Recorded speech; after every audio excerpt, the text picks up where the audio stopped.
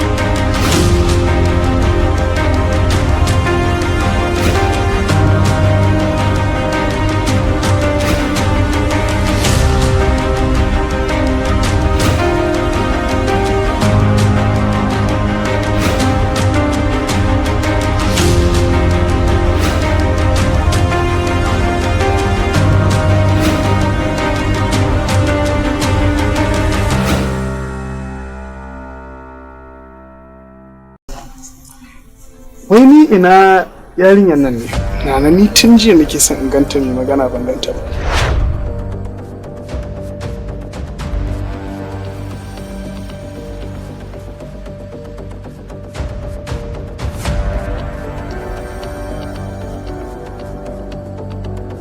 Umma, in kin gama ni zan wuce asibiti wurin umman musu. Idan baba ya zo ya same ni a gidan nan, lallai ba zai bani na je ba. Yawa sai ki san abin da za ki gaya mishi. Don ba zan dawo ba sai da rana zan ɗauki abinci. Saboda haka sai ki san ina da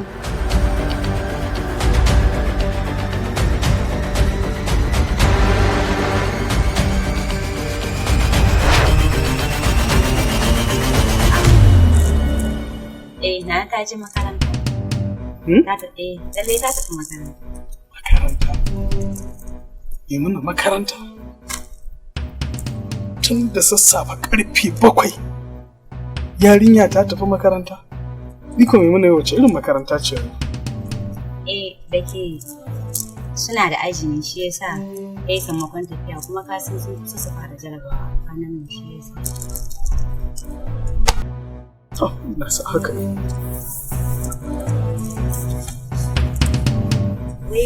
Wai dan Allah malam yasa kake shakka akan wannan? Ko dai kana zargin ta ne? Ko me yake akan yarki? Kuma ki ba da shawara akan wanda ya dace ya aure ta.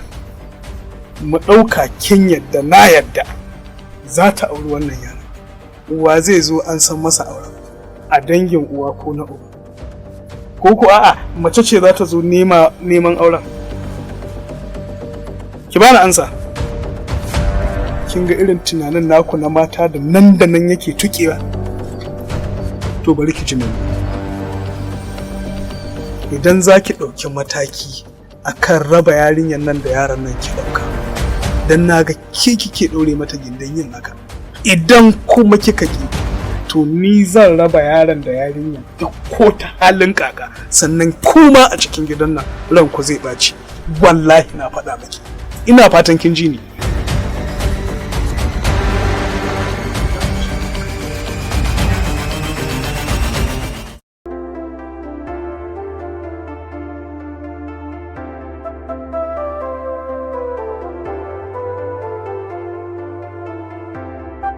Alhamdulillah, Allah shi ne abu. Ciki dai ya yi kyau, alhamdulillah, Allah mun gode. Ai, komai ne ma na ji daɗin jikin na. To, mama, ni zan wuce. Insha Allah gobe zan zo in duba ki. Haba, ke kuwa yanzu kuma ka daga asibiti kice zaki tafi. Wata ta tafi, ai ta yi ƙoƙari. Kar ta zo ta yi laifi a gida. Ki ki ƴata. Allah ya miki albarka. Allah ya saka miki da alheri.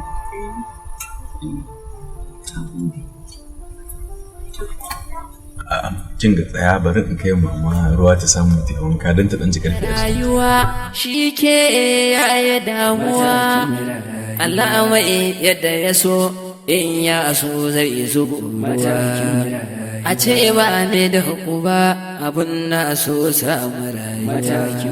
Ga uwata garkuwata mai ba na gata rabbe gata kafaɗinta Allah ka tasar ba kuɗi babu magani yayi ba abun ma da za mu ci yayi. Matakin rayuwa, matakin rayuwa, matakin rayuwa mun shiga tsanani mai.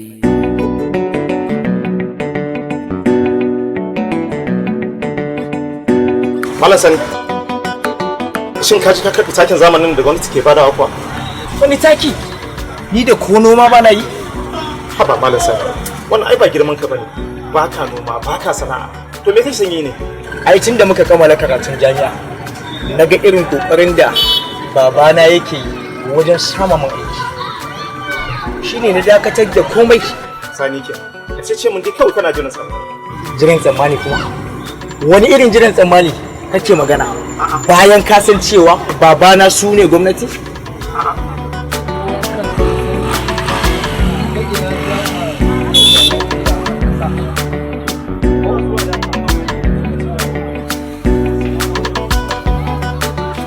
Mutumina, da Allah ban naira 50 ba mai mashin mana da Allah. Haka irin ta nan. Haka irin. Kun gagara rike sana'a, kun ni masana'a dan ku. Ina ce magana da nake ga maki. Abubakar ka ban naira 50 ba mai mashin din nan tun kan ya fara mun suna shi gashi. Mu bane bin duniya da abin da ke ciki matakin rayuwa, matakin rayuwa, matakin rayuwa. Yau mun shiga damuwa, fama da ishin ruwa ba za a yi musallaci ba. Daga ina ka fito ne? Ka bari kawai. Wallahi daga Ministry of Works nake. Ina gaya maka na kai takadduna ne ina gaya ma na maganar neman aiki. Ka san yadda maganar aiki ya zama a wannan kasar ta sai a hankali. Kai. Haka inda mutane suke fafutuka, haka inda la ilaha illallah. Kai ba magana. Allah dai ubangiji ya rufa mana sai. Dan Allah abu. Kun yi masana'a tun da muka gama karatun jami'a. Kun gagara neman wani sana'a da za ku ciyar da kanku ba. A'a, gori za ka yi mana? Amma ka san cewa ban taɓa zuwa shagon nan. In ce ka ban wani abu. Ni babana shi yake min komai. Allah ya faku haku. Wallahi ni ba gori. Damuwa na ɗaya ne yadda ku kashe zuciyar ku gagara neman sa. Wallahi ku duba layin. Wallahi masu digiri a layin nan sun faɗa ni. Ina ce tare muka gama jami'a. To sai me? Tare muka yi jami'a. Amma baya nufin cewa tare za mu samu aiki. Sabida ka san cewa mu aiki ya fi cancanta ko kuma ya fi dacewa da mu a irin wannan zamanin. Kai sai dai ka kare a POS da kuma caji. Makama sana'a matasa, mu bar zama na majalisa, gwamnati ke ma ki taimaka.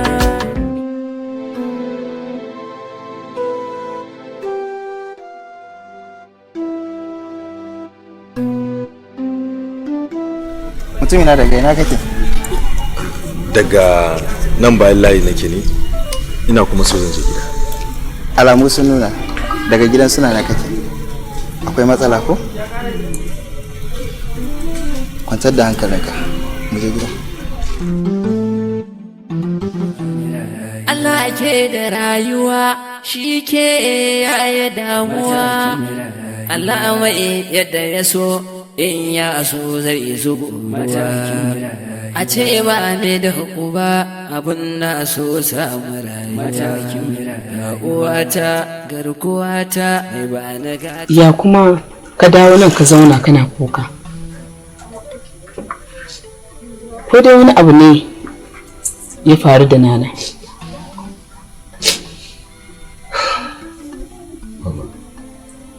Tambayanka nake ka yi min shiru ka kyale ni. Me aka yi maka? An cin mutunci, irin cin mutuncin da ba ta mun ba a rayuwata. Na yi tunanin cewa kasancewa ta musulmi zai ba ni garkuwa da kariya wurin cewa wani musulmi dan uwana ba zai ci mutunci na. Amma yau an yaye min wannan abin a cikin zuciyata. An yaye min shi ba. Subhanallahi. Wa ya ci mutuncinka? Mahaifin Adamu. Mahaifin Nana. Me kai masa? Ko dai wani kalman ka faɗa masa wanda bai masa daɗi ba? Bayan mun tafi gida, bayan mun bar nan yin tare da muka isa gida. Sai ta ce akwai maganar da take so ta gaya. Wani matsayi nake da shi a gurinka? Yaya kake ganin halakata da kai? Kina da matsayi mai tarin girma a wuri. Bayan mahaifiyata ba ni da wata sama da ke.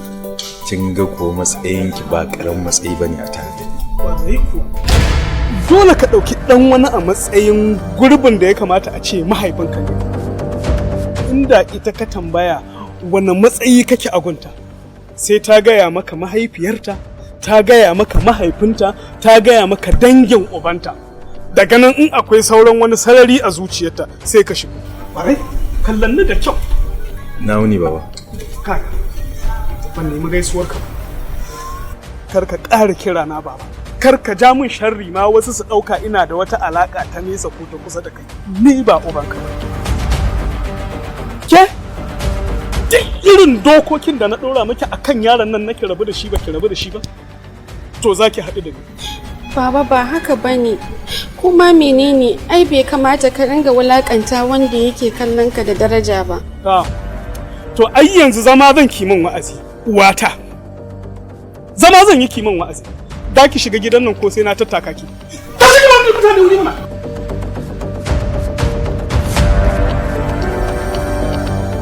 Abaka ya ba laifinta bane. Na sani ba laifinta bane. Na sani ni ne da ne sako-sako wajen faɗan, amma yanzu zan ɗauki mataki. Za ta gane wane ne. Kai kuma ina son ka koma gun mahaifiyarka, ka tambayi wane ne kai, waye ubanka. Ban ga ta yadda za in haɗa zuri'ata da tsintattun mage ba. Ƙarya ne. Ka ji wannan? Don haka daga yau, daga rana irin ta yau, kan in ƙara ganin ka a ƙofar gidan nan, ne maka iyaka da ita. La'ila fi ƙoration tsakaninka da ita. Allah ya wuce zuciya. Alam, za ka gane inda ka bi ka tafi? Za ka gane? Sai ba ne da hukuma abin da ya yi matuƙan ɓaci kwarai da gaske. Zuciyata ta yi irin kalaman da ya furta min marasa daɗi. Amma ina ganin mama zan haƙura. Zan ban masa yasa. Zan roƙi Allah ya zaɓa min abin da ya fi zama alkhairi. Inna lillahi wa inna ilaihi raji'un. Matakin rayuwa mun shiga ƙarni mai wuya. Matakin rayuwa ba mu da kowa a duniya. Matakin rayuwa, matakin rayuwa. A yayin da duniya ke juyawa, ita kuma yanayi sauyawa take. A duk lokacin da yanayi ta sauya, ina ƙoƙari na saje da zamani.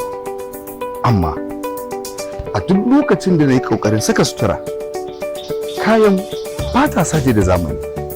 Ko a ina matsalar take? Tambaya ta farko, a ina kake sayan kaya? Wani irin kaya kake saya? Inda babban matsalar take, a ina kake yin ɗinki? A wannan zamanin idan baka mu'amala da Abawa Stitches Limited wajen ɗinki da take tafiya daidai da wannan zamanin, to dole ka tsinci kanka cikin wannan matsalolin. Domin kuwa sutura ita ce mutum. Sutura ita ce darajar ɗan adam. Ita mace a wajen kwalliya aka santa. A duk lokacin da nake son ɗinki na kecere ni Abawa Stitches Limited nake ziyarta. Abawa Stitches Limited, ingantaccen aiki ta zamani. Abawa Stitches Limited, babu saba alƙawari. Otherwise this is limited. Farin cikin ku shi ne alfaharinmu. Ina masoya ina ma'aurata da kowa da kowa. Masu ɗaukar hotunan biki kama tun daga hoto, bidiyo, enlargements, duk wani abu da aka sani ana ɗauka da ya shafi kowane irin biki. Har tsara biki muna yi. Kai, ban san abin da ba a ɗauka. In dai ana ɗaukan shi a wurin biki. Yarwa Multimedia, duniyar sadarwa ta zamani.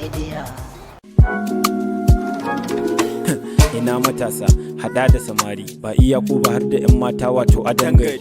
Ina masu neman gidan hoto na zamani ka nesa ta zo kusa ku zo mu je ku gari. Yarwa Multimedia gagara gasa a kan garin Nasarawa yanzu babu irinsu.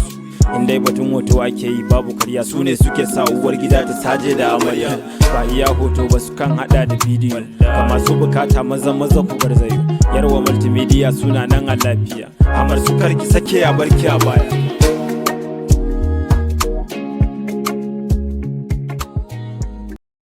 Na yi tunanin cewa kasancewa ta musulmi zai ba ni karkuwa da kariya wurin cewa wani musulmi dan kwana ba zai ci mutunci ba. Usman, ina ka baro tauhidinka, ina ka baro imaninka. Na san dai umma ba za ta cutar da kai ba, kuma komai da dadewa gaskiya za ta. Ki tabbatar cewa duniya tana da zafi haka ba sai bayan rasuwan ɗana. Zan roƙi Allah ya zaɓa mu abin da ya zama alkhairi. When poverty strikes like a thunderbolt. Dukiyar Alhaji ashe ba nashi bane. Dukiyar ta ce. Starvation, tension, confusion, and commotion hits the population of the nation, leaving them with neither intervention nor solution. Karka ja min sharri ma wasu su dauka ina da wata alaka ta nesa ko ta kusa da ni ba ubanka. Za ka shiga hurumin uban. Ban ga ta yadda za a yi haɗa su hata da sintattun mata. Mu aiki ya fi cancanta kuma ya fi dacewa da a irin wannan rana. Sai dai ka kare a POS da kuma caji. Matakin rayuwa. Kuma menene ai bai kamata ka ringa wulakanta wanda yake kallon ka da daraja ba. Ai yanzu zama zan ki min wa'azi wata. Wai kai me yasa ba a taba kawo maka maganin arziki kai amfani da shi? In ki faɗa mun duk abin da kika ga dama. Yarwa Multimedia Enterprises emerges with a banger. Matakin rayuwa. Na rantse da Allah ba zan yi digiri ni in je ina saka caji ina PO mutanen wallahi. Too many graduates and countless undergraduates and numerous illiterates chases too fewer services reserved for the VIPs. Matakin rayuwa. Wai dan Allah malam me yasa kake nuna kiyayyen ka kawai innan bayan? Sai dai har yanzu sun kasa samun cikakkiyar shaida guda ɗaya da za ta asalantar da wannan yaron mu gane asalin wane shi. Kai baka san komai ba sai shirme. Life turns upside down and inside out. Equip yourself with the undisclosed secrets to unlock the stages of life. Matakin rayuwa. Ko yanzu kana ganin akwai wanda zai ce min ga yadda zan yi rayuwata? Fadarwa abiya fadarwa.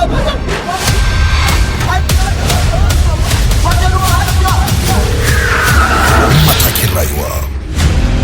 Story and screenplay. Yarima Marubuci. Producer Yarwa Usman Ahmad. Director Usman Adamu Galadima. Matakin rayuwa. Bincike fa a addini harka ta aure a nan. Matakin rayuwa.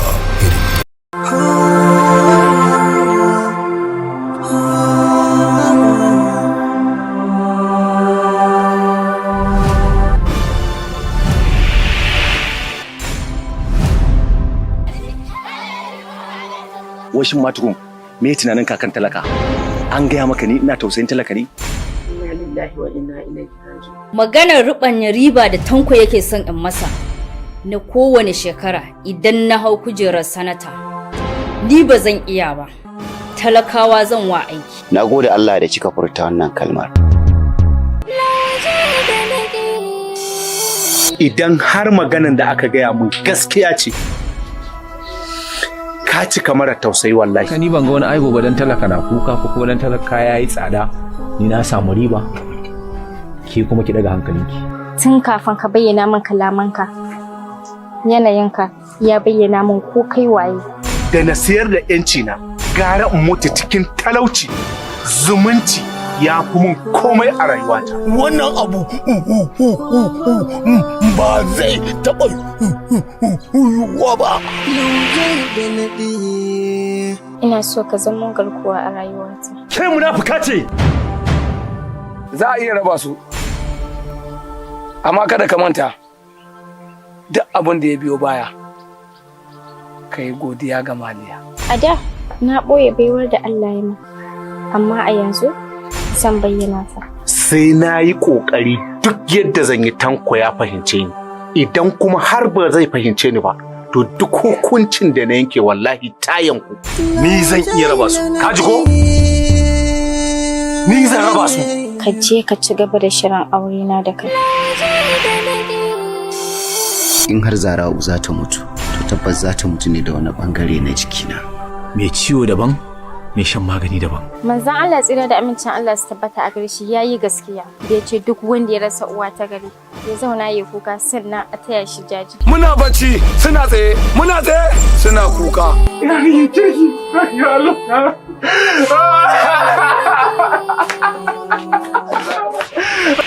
Lauje da naɗi. Za mu sake muku wannan shirin 31 ga watan 10 na wannan shekara ranar Litinin da misalin karfe 8 na dare a YouTube channel ɗinmu mai suna Daga Lafiya Media Nigeria Limited. Don ci gaba da kallon shirye-shiryenmu sai ku danna mana like da kuma subscribe. Muna alfahari da ku. Ba da umarni Hassan Musa.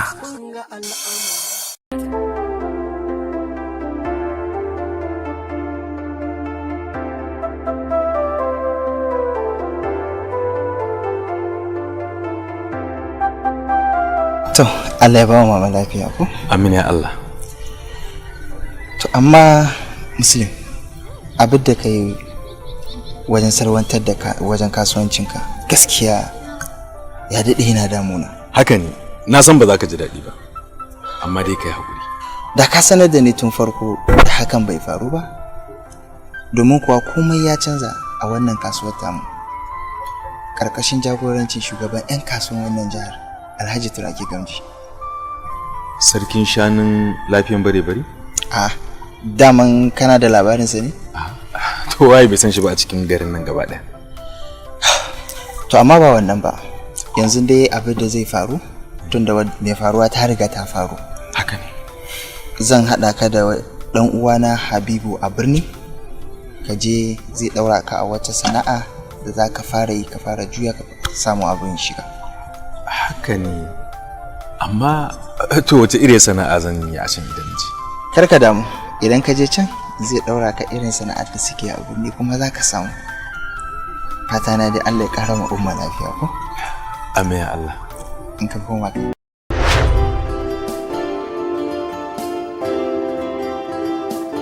Mu bane bin duniya da abin da ke ciki matakin rayuwa. Matakin rayuwa yau mun shiga damuwa fama da ishin ruwa ba za a yi musallaci ba.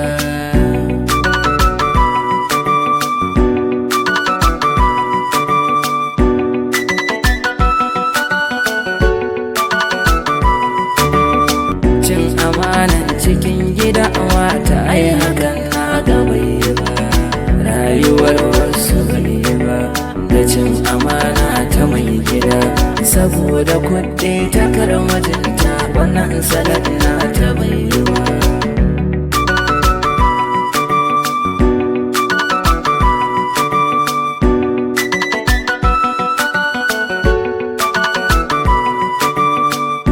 Makama sana'a matasa mu bar zama na majalisa gwamnati ke ma ki taimaka idan ka dage wasan na'arka yau ya rabbi zai daga ka tun da gwamnati ta rike wannan mu roƙi Allah mu matasa.